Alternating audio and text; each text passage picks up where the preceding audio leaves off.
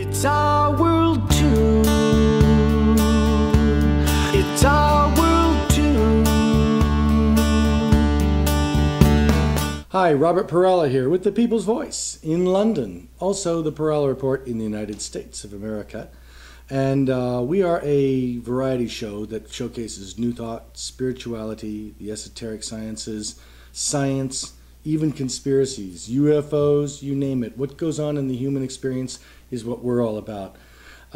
We recently had an incredible encounter and a lovely meeting with Dr. Bruce Lipton. He is the author of The Honeymoon Effect, a bestseller in the United States of America. And also Wayne Dyer says, one of my favorite books ever. So that's really incredible. He has also written The Spontaneous Evolution, Our Positive Future. And he wrote this with Steve Berman, who's really remarkable. Both these books are game changers when it comes to conscious thought. We here at the People's Voice and the Perala Report are exploring the vast and sweeping changes in consciousness. So we had a chance to interview Dr. Lipton right there at his house. He actually invited us over and we were able to explore his work. He is a cell biologist. Also, he's mixing science and spirituality, which I think is just really remarkable. There's wonderful, wonderful things going on and now in finding out how these two interplay or interrelate to one another. That said, we had a chance to talk to him about cells, how cells receive consciousness, how your conscious thoughts actually go into your cells and actually affect the body. The body is replaying back information to you in a number of different ways. It was absolutely delightful, fascinating. I think he's a very insightful guy, and I had an awful lot of fun interviewing him. And so we're going to devote our show tonight to just the on-location interview with Dr. Bruce Lipton. And then after that, we'll be back for a little bit of commentary and everything. So please enjoy our interview with Dr. Bruce Lipton, and we'll see you back real soon. Hi, I'm Robert Perala, and you're at the Perala Report, also the People's Voice in London. And here today we are interviewing Dr. Bruce Lipton, who is the author of The Biology of Belief, The Wisdom of Your Cells, Spontaneous Evolution, but more importantly, The Honeymoon Effect, which everybody's been talking about, and a remarkable book. We have one of my favorite reads of the year, says Wayne Dyer about you, Bruce. You know how much it cost me to have him say that? That's incredible. You know, this is a remarkable book, and I know a lot of people in London and in Europe and in North America have been buying this book, and a lot of people have been talking about it. Just to let you know that Dr. Bruce Lipton is one of the leading cell biologists in the world. He is a lecturer bridging science and spirituality. More importantly, he is a way shower. He is a person who goes out there and explores the vast and sweeping changes in consciousness as we enter into this new millennia and as we explore who we are as people. More importantly, I really consider you one of the leading behavioral scientists in the world. As I've read your book, you understand human behavior, you understand humor, you understand why people do what they do and get the results they want, and why people do what they do and don't get the results they want, which is really remarkable. And you've been on tour. So we were very, very fortunate to have an interview granted right here in Bruce's house, right here in California, in Santa Cruz, California. Let's get into some questions here. I really love your work. The book before this was Spontaneous Evolution, Our Positive Future. This really sold an awful lot. And I love this book. My wife has read this. So many others have read this. One of the things you're saying in this book is the same thing that Wayne Dyer said many years ago. He had a book called You'll See It When You Believe It. And meaning that you have to believe it first. So you really believe believing is seeing it first. So that's our perception. And how does that work? Well, the whole understanding is that we have been programmed to believe that genes control our lives, and that's called a concept called genetic determinism. Mm-hmm. And that belief is that not just the physical structure of your body, but your emotional characteristics, your behavioral characteristics are also programmed by the genes. Well, when I was teaching that in a medical school, what was I really teaching? I was teaching victimization for a simple reason. As far as we know, you didn't pick the genes you came with. If you don't like the traits, you can't change the genes. And you start to realize that the genes control your life and you have no control over them. and that is the concept of genetic determinism. And when you step back, you say, well, what does that mean? It's, well, we're telling people they have no power over their own life. The moment you tell them that, they acquire a victim. I'm a victim of my genes. I got cancer running in my family. It's like, oh my God, I'm going to receive these genes. And the problem that with being a victim is that forces you to seek a rescuer. And then all of a sudden we have the rescuer come in, called the pharmaceutical industry, and says, okay, look, you can't control your life, but we can. And that is one of the most destructive beliefs going right now. Interestingly, while I was teaching genetic determinism to medical students, I was cloning stem cells. And just to emphasize, I was cloning them 47 years ago. There was only a handful of us in the whole world that even knew what a stem cell was. Stem cells are like embryonic cells that are in a person that's born.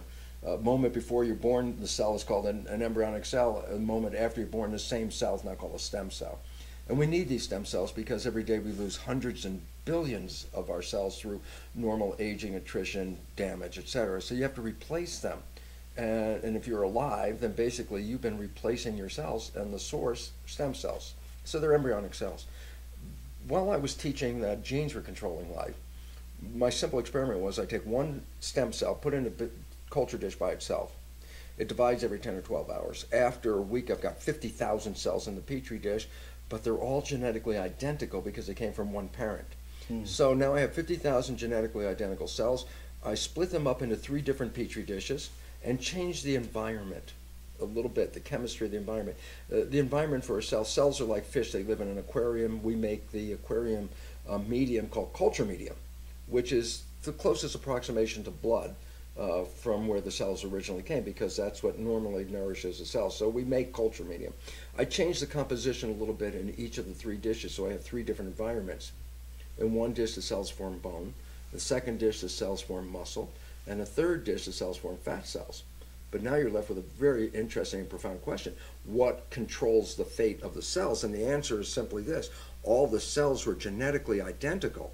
So you can't say the genes made a difference between them. They all had the same genes. It was only the environment. And all of a sudden, back then, when I was teaching genes control life, the stem cells were revealing in the research, it was the environment that selected the genes and modified the genetic readout. And if you understand what that really means, simply is this. If the environment controls the biology, then you have to look at us as not victims, we're masters, because we're the ones that can change the environment, and we can change our perception of the environment. So all of a sudden, while I'm teaching medical students that people are victims of their genes, I was recognizing a new science back then in the late 60s, early 70s, a new science that wasn't officially named until 1990. The new science is called epigenetics. And people go, well, genetics, epigenetics, they sound the same. And I go, genetic control literally means control by genes. Epigenetic control is a revolution because epi means above. So when I say epigenetic control, I am saying control above the genes. And all of a sudden it says, wait, the genes aren't making decisions. No, it's the response to the environment and our perception of the environment. And since we are the ones that can change our perceptions and we can change our environments, then by definition we are not victims of our heredity. We are masters of our genetic control. And this science is just slowly now coming into the public domain because it took years for the conventional scientists, which were programmed with gene control, to learn to let go of that belief because it was incorrect. And now it's being accepted and understood to the extent that even the public is being informed about epigenetics. Well, you've been saying that really all of our thoughts go into our cells and actually have a reaction.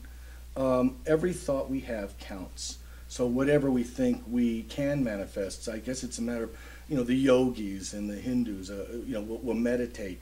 They might choose a mantra. We might choose a particular, when you concentrate on a goal or a thought, or like, let's say when they take 100,000 people and they concentrate on one person's liver to try and heal it, they can actually control that. Oh, absolutely. That's an environment. Because, again, there's a mistake in conventional science. Conventional science is based on a Newtonian physics that only recognizes the mechanical physical world. But the new physics, quantum physics, emphasizes that the invisible realm, which they call the field, energy, that a quote from Einstein is the field, the energy, the invisible energy. The field is the sole governing agency of the particle. What Einstein was saying is that the invisible energy fields are the responsible element controlling particles, matter. So the invisible field controls matter. Well, it's interesting because I say, well, what's the definition of the word field? And you can say the definition of the field is invisible moving forces that influence the physical world. And I go, well, that's interesting quantum physics definition, but it's the exact same definition for spirit. Spirit, invisible moving forces that influence the physical world. So what we're beginning to recognize after all these years is that the spiritual beliefs of a long time ago actually have a quantum physics science foundation, that these invisible fields of energy, which includes thought, are profoundly important in shaping our world, and this is particularly important in recognizing how our thoughts, beliefs, attitudes, emotions are actually adjusting our genetics. Because if we understand that, then we, with wisdom, can create the best genetics that we want. That brings us to a wonderful section in your book, The Honeymoon Effect. And this is bringing us to our section that's called Only Matters Matter. Yeah. Tell us a little bit about that. I was curious about that. I was reading some of this just this week. I was really in awe of your viewpoints here. Well, all that matters is matter is really the foundational belief of Newtonian physics.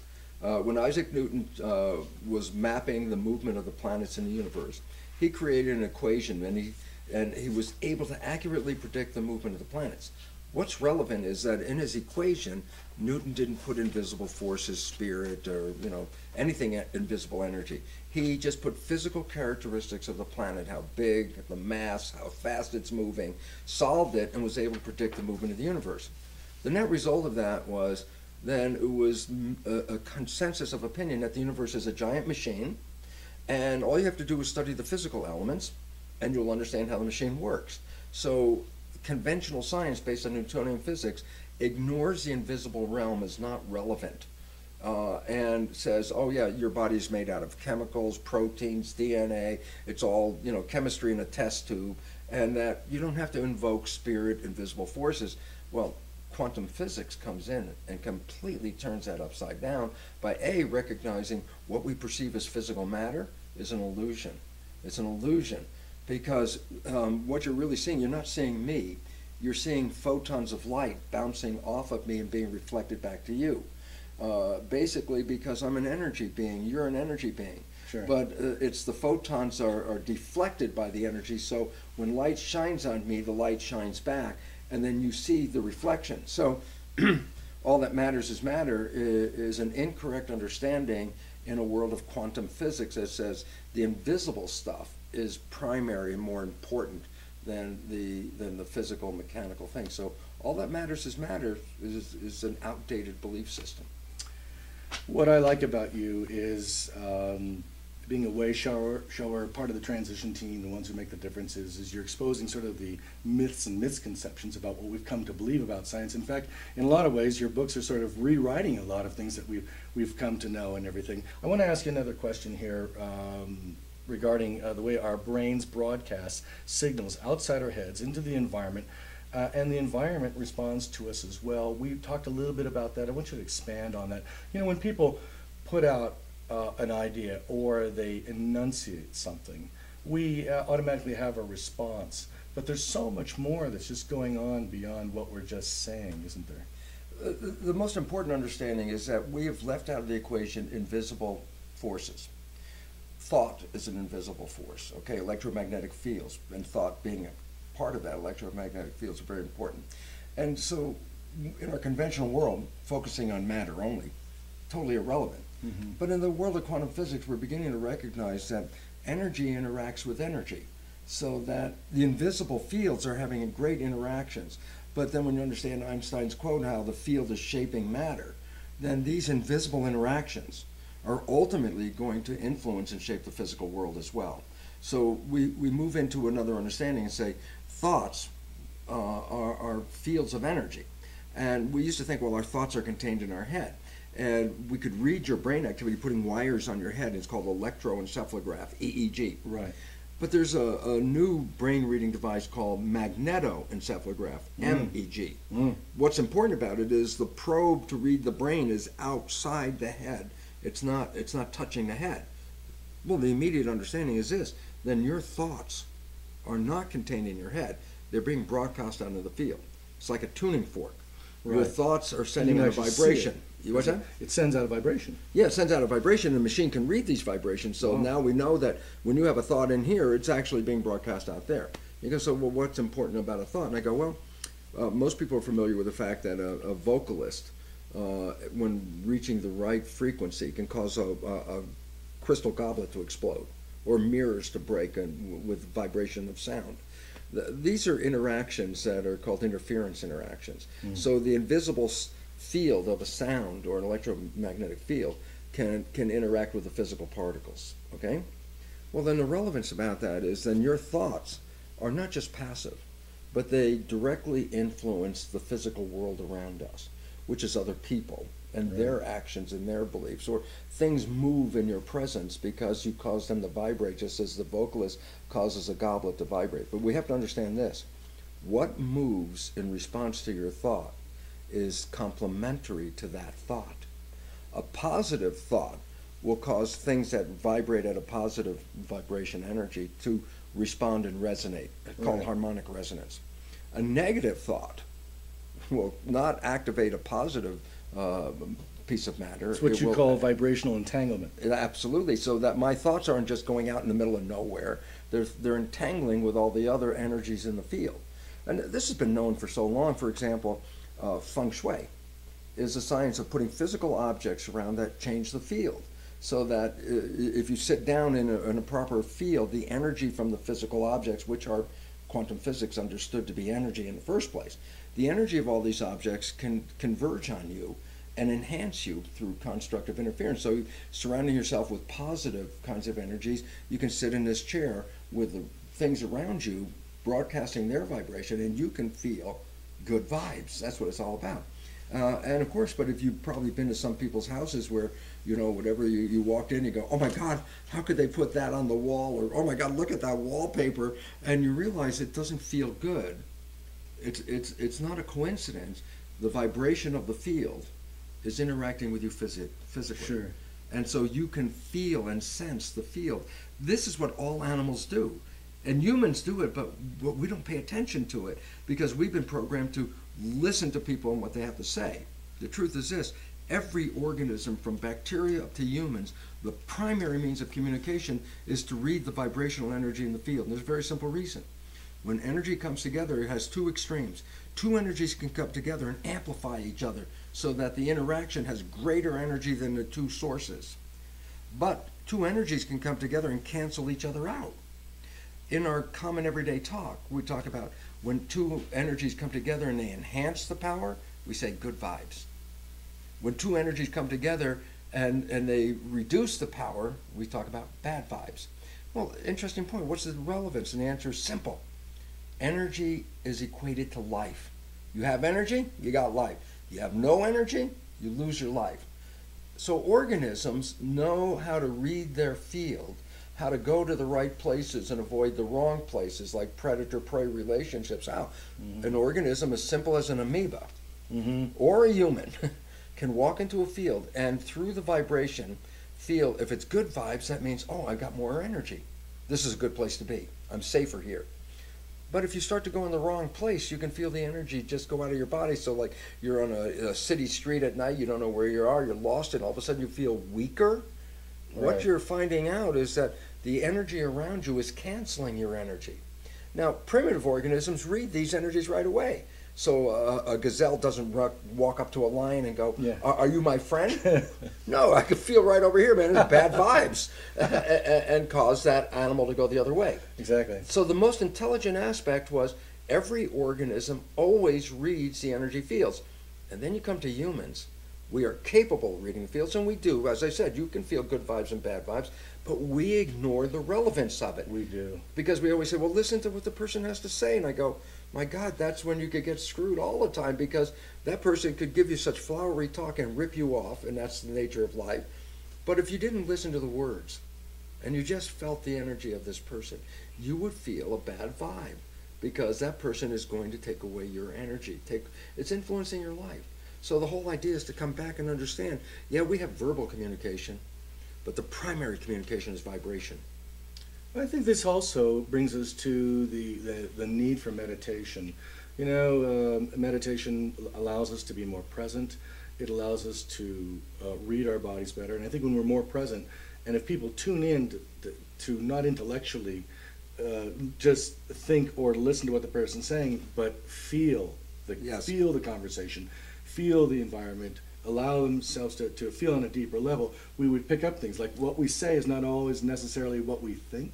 Oh, absolutely. But you see, nature, I mean, you have to look at the most primitive organisms on the planet. You say, who teaches them what's the right thing to do and what's the wrong thing to do? Is this a way to, a snail is walking, should I go left or should I go right? And you say, well, how would you teach that? And they say, you don't have to teach it. All it has to do is feel the energy. If it turns left and it loses energy, then it says, no, turn right and go the other way to gain energy. It's always reading the energy. But if we stop reading the energy, then it's sort of like driving your car with the dashboard gauges all covered up. You have no idea what the operation's all about. You're just driving. Okay, you can drive off the cliff without seeing the stuff. Okay, but the whole idea is this: once you start to pay attention to the vibration, it is the primary way that nature has allowed us to understand and react to the world around us. And we have to, as you said, quiet yourself and start to go into feelings and stop staying up in the head, because the feelings are more or less in the body. Yeah, sort of like, you know, wait to worry, give yourself a moment, take a deep breath, and hold back a little bit, feel what's going on here.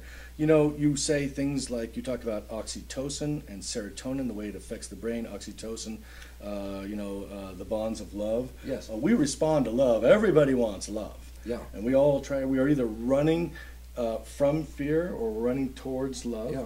But in that oxytocin, what is oxytocin exactly? Well, oxytocin is a hormone that connects you with stimuli.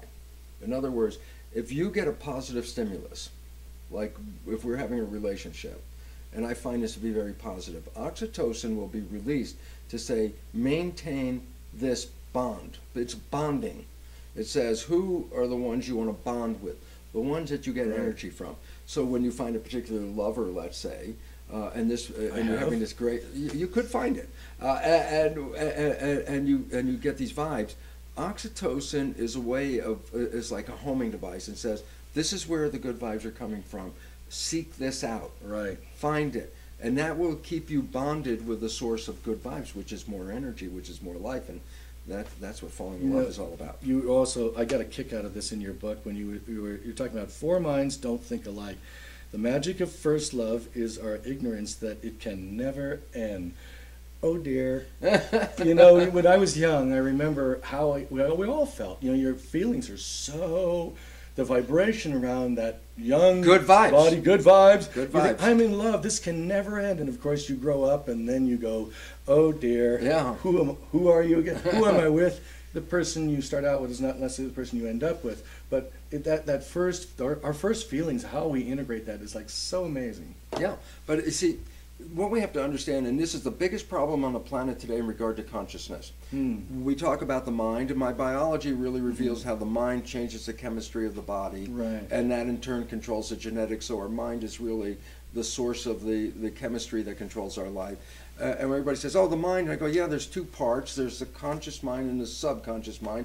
Everyone thinks, oh, yeah, they're just a connected one thing. And it turns out, no, they're two separate minds with two separate functions and two separate ways of learning. It's like a left brain and right brain? Well, it's even more powerful than that understanding. So the analogy is even better than this. It goes like this. The conscious mind is the latest evolution of the nervous system. It's right behind your forehead, a lump of tissue called prefrontal cortex. It's the seat of your personal identity. It's the seat of your source, your spirit, your connection to being unique. That's you. You have like a little desk back here in this prefrontal cortex. And that's called the conscious mind. The rest of the brain, 90% or so of the brain, is the subconscious mind. Okay, so we have two minds. I say, what's the difference? The conscious mind is creative.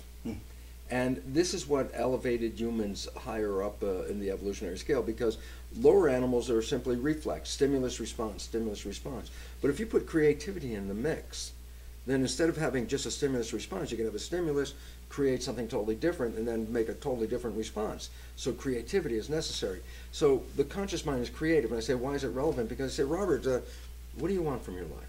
Tell me what you want. You go, well, I want to be healthy, I want to be happy, I want to have a great relationship, I want a great job. And I go, great. If you think about it, these are creative thoughts. It's like positive thinking. That's a creative thought. You're envisioning something that doesn't exist right now. Creativity, okay? And I go, okay, good. Conscious mind, wishes, desires, aspirations. And I say, well, what about subconscious mind? I go, it's not a creative mind, it's a habit mind. It plays programs. You push the button, play the program. Push the button, play the same program over and over and over again. So we've had an unnecessary misunderstanding of the subconscious mind, because we say, oh, that's where all the evil comes from. It's like, no, it's a tape recorder. It's not evil, it's not good, it's not bad, it's a machine. The programs that you record in the subconscious, now they could be called good and bad, but not the subconscious. That's remarkable, simply remarkable. You talk a lot about the conscious mind and the subconscious mind. That's what's driving everything, materially, non-materially, whatever. Tell us, what's the difference between conscious and subconscious? Well, the conscious mind is the latest evolution, and that's the creative mind. And the subconscious mind is the habitual mind. Right. And it plays programs. And if the programs are good, then that's great. And if the programs are bad, that's unfortunate. But here's what the issue is. Most of us wake up in the day thinking we're going forward to create the world that we want. I want to find health, I want to find a relationship, or whatever I'm looking for, creative consciousness. Then you come home at the end of the day, you know, tail between your legs, dragging yourself home and going, oh my God, another day, it didn't get to where I wanted to go. And then the concept of that leads us to believe that we're victims, that we went forward with wishes and came home with whatever happened. Empty-handed. And now there's a new understanding. It says, oh my God, it wasn't the outside that the problem came from, it was from our own selves. And it goes like this. The conscious mind, having all those creative wishes and desires and all that, is also capable of thinking. And the relevance is this: when the mind has a thought, the conscious mind has a thought, by definition, it's not paying attention. So if I say, Robert, what are you doing next Sunday? For that moment, you're going to go in your head, go through a little Rolodex and try to figure out what you're doing on Sunday. But the point is this: the moment you start thinking, you're not paying attention. And this is the neat part about the subconscious. It's the default mind. So when the conscious mind's thinking, it's like you're walking down the street. You have a thought. You don't just freeze, and then the thought comes, and then you start walking again. You're walking down the street. You have a thought. You continue walking. You're multitasking. You're multitasking. But the tasks now are not being controlled by conscious mind, because that's busy thinking. And so it turns out 95% of the day, our mind is in thought. Well, that means 95% of the day, we default to subconscious programming, because that's what carries us through while we're having a thought. So whether you're doing your job or talking to somebody or driving your car, when your mind is busy thinking, the subconscious takes over. I go, okay, except here's the problem with the subconscious, and that is this. The fundamental programs that are downloaded into the subconscious mind, programs of how to be a member of a family, a community, a culture. As kids, we have to learn how to fit in. Well, how do you fit in? You can't send a 1-year-old to school and say, here, here's a book, read this.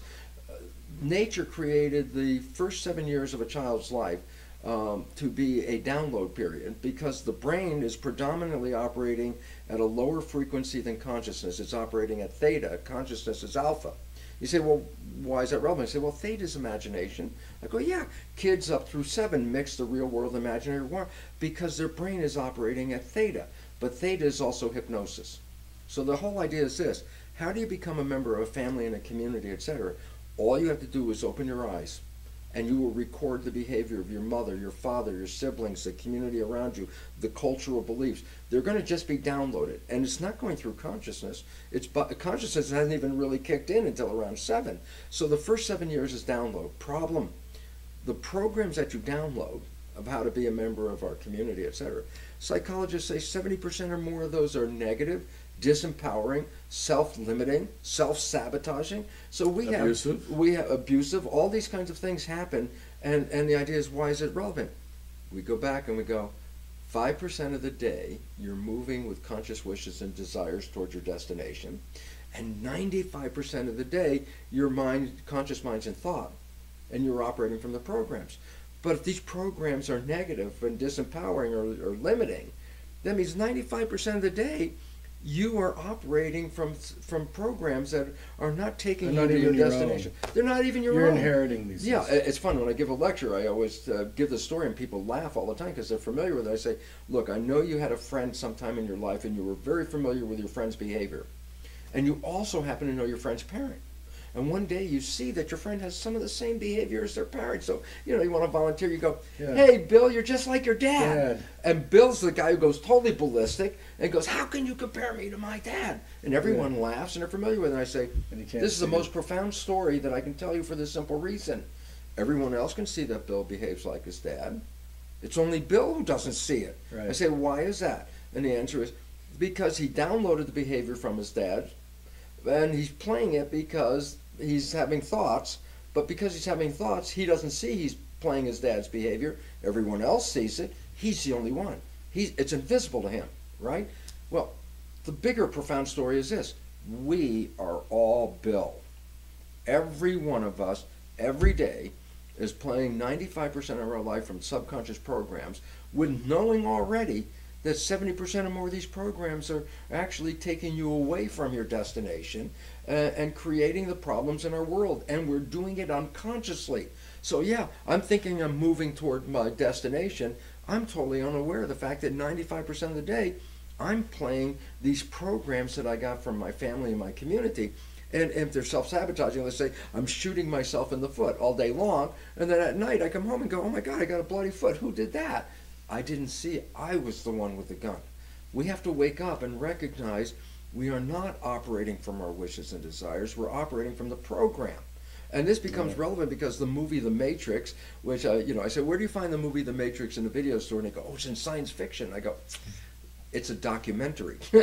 We've all been programmed. Yeah. And that is the way we all become conforming with our world and our communities and our families. And then you find out most of these programs are negative. And in the movie The Matrix, there's the protagonist is offered 2 pills. Take the blue pill, go back into the program and have your life. Take the red pill and get out of the program. And you say, well, what would be the consequence of taking the red pill? And the answer is, this is when we fell in love. And we had that so-called honeymoon experience where you get healthy because the chemistry of a brain in love is nourishing the cells. You have so much energy when you're in love. People make love for days without stopping for food and sleep. And also, just think about it. When you have that honeymoon period, it is the one time in your life where life is so beautiful, you can't wait for the next day to have more. In truth, the honeymoon experience is as close to heaven on earth as you can get. And now science has an understanding of how that happened. It wasn't an accident. It wasn't a coincidence. What happened was this. When you fell in love, it was the first time you remained in your conscious mind. You stayed mindful. You didn't default to the subconscious. Simple reason. When you fell in love, whatever you were looking for is in front of your face. Why would you let your mind wander then? So basically, you fall in love, you keep your conscious mind present. And guess what? Conscious minds, wishes and desires. 2 people operating from just their conscious minds are going to manifest a life based on wishes and desires. Ha! Lo and behold, the honeymoon, the heaven on earth experience. And then you go, yeah, but that's frequently short-lived. It may go a week, a month, if you're lucky, or a year, but it always disappears. And I go, it's always in motion. But here's the reason why you lose the honeymoon. Because no matter how much you're staying in love and keeping your mind present, you still got to pay the rent, you got to fix the car, you have to do the chores. The moment you start thinking about those things, now you engage the subconscious programming, which isn't even your behavior. It's your parents' behavior, your family's behavior. And you don't see you're doing it because you're out there in thought. So is this what you call the habitual record playing? Well, it is, yeah, and it plays those things. But when it plays them, remember, you're the one that doesn't see them. It's the other people that see them. Right. So if you would have played some of your subconscious programs on your first date with this special person, you may have not had a second date with some of those bad programs that you got from your family, okay? But the honeymoon period is you didn't play subconscious programs. You played wishes and desires, and you manifested heaven. But once life starts coming back in and you got to deal with life and your mind starts to wander, you start putting in these behaviors. Well, they were never part of the honeymoon. They weren't there before. Now your partner looks at you and goes, I love the line, it's universal. When you come out, you know, your partner asks you some simple little question, you go blah, blah, blah, and your partner looks at you and go, who are you? And then you're like totally like stumped, like what are they talking about? And the simple reason was this.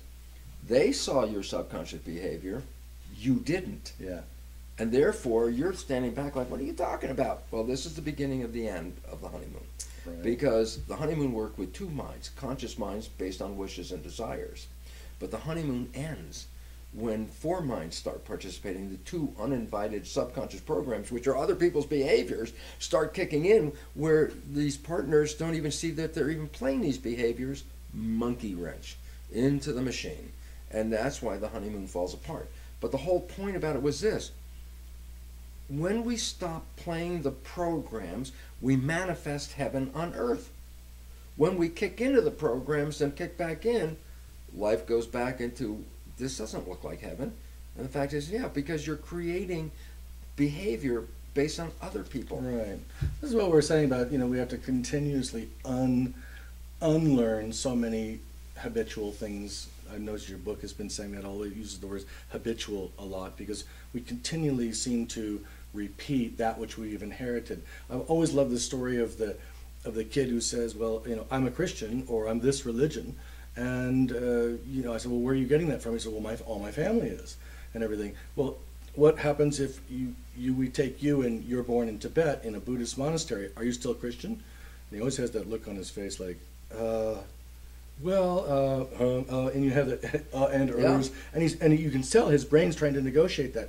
It's because it's all socio-conditioned, and so much of that between what you're saying, between 1 and 7, is so critical. I would hope that you're born in a really loving environment to get the best start you can. Well, this is what we'd all hope, but it doesn't work out that way. No. It's very, very rare. But then there's always good news, and the good news is this: you can rewrite the subconscious program. Yes. And just think of theoretically, if I made my subconscious programs match my conscious wishes and desires, what would that represent? And the answer is this. You'd always be in the honeymoon experience. Why? Because if your mind started to wander and you start playing default programs, but the default are the same wishes and desires, then you would always, whether you're paying attention or not paying attention, you'd still be engaged in the honeymoon effect. So we have to understand how to go back and program this. And the biggest issue is a mistake that says that our conscious and subconscious mind are one thing, when they're two separate things. We just talked about the different functions, creativity and habitual behavior, but they also learn in different ways, and that is the biggest problem in the world, because you can educate the conscious mind and never change the program in the subconscious mind. One of the main things that we all face is a chance to heal our trauma.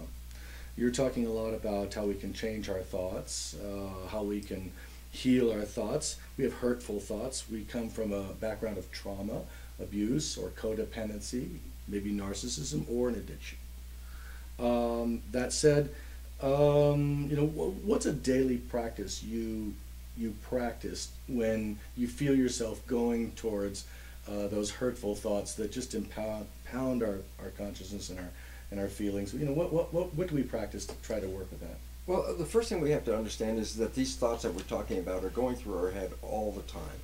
And they're just running. It's like a dialogue constantly running. And when I first started to get into this new biology and new understanding about consciousness influencing cells, I started to recognize when I was listening to these thoughts just what psychologists said. Most of them were negative and redundant, just like, oh, that will never work, oh, that can't happen. And all of a sudden I'm thinking, oh my God, you're projecting a creative future, and all of these are negative. And I had to stop at one point and say, wait a minute, that thought stop. Instead of just letting it run, which we all do, I had to say stop and manually say, change the thought, go to a different place, let go of the thought. And the relevance about that was, every time you catch a negative runaway train in this situation, what you're really doing is creating a new habit. Because every time you catch the train going off the track and you stop it, the mind learns and says, oh, wait, before I take it off the track, I'll stop right now and we'll go on the other one. So you're reprogramming, you're retraining, and you have to understand the biggest issue is this: the conscious mind and the subconscious mind learn in different ways. Conscious mind's creative. Watch this show, go to a video, watch a video, read a self-help book, all these things. The conscious mind can go, aha, and just learn. And so the issue is we have very highly educated conscious minds. People read a self-help book, and I go, well, now you understand it, and you could give them a quiz, they'll get 100, and I go, you got it. And I say, now, did your life change? And the answer is no. No. And the reason is this: because you were educating the conscious mind, the subconscious mind doesn't learn that way. So the biggest disconnect is, oh, I become aware of what the problem is. I go, yeah, but that didn't change the problem, did it? No, you have awareness of it, you're still playing the problem. Why? Because the subconscious mind learns in a completely different way. It's not creative. It learns first 7 years hypnosis, so using subliminal tapes is a way of reprogramming the subconscious mind. After you're age 7, how does the subconscious mind learn? Repetition, habituation. You want to change behavior? Then you have to do a repetition. You have to do an action and repeat it all the time. This is not a sticky note on the refrigerator. Right. Sticky note on the refrigerator, that's a wish. Every time I walk in there, oh yeah, it's nice. It's like, that's not a behavioral change. Yeah. So you need to do habituation. There's one way of changing it which I can't control, and that is a shock to the system. Like you go to a doctor and all of a sudden they say, well, you have terminal cancer, and it's like you're sitting there in that moment, and guess what? Boom, you can say, my life has been so screwed up. I'm going to change my life. And from that moment you change your life. You can't control that. Yeah, it's a shame when it gets to that point. But the body's reacting towards all those negative thought forms. Yeah, but the beautiful part is you can reverse anything. And so that's important. That you can, absolutely. There's a wonderful friend of mine, Anita Morjani. She wrote a book, Dying to Be Me. She had cancer for 4 years, was in the final stages, went into a coma, her body stopped functioning. The cancer was, she was so emaciated, the cancer was sticking out in lumps. She had this out-of-body experience, realized that her life was conflicted with the programming that she got as a child compared to the life she was living. It was causing conflict. She had fear of cancer, and she realized her fears and her conflicts caused the cancer while she was out of body.